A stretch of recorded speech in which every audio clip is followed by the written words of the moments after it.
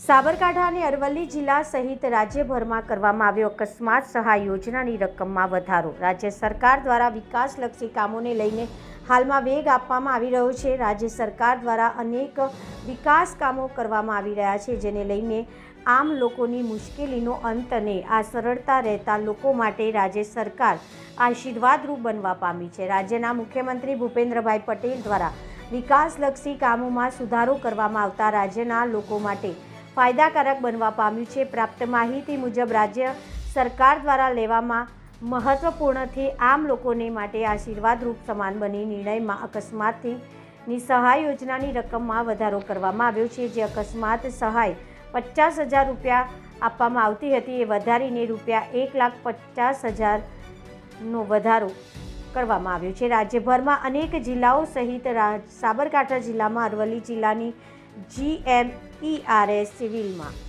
119 દર્દીઓની રજીસ્ટર કરવામાં આવ્યા હોવાનું જાણવા મળવા પામ્યું છે।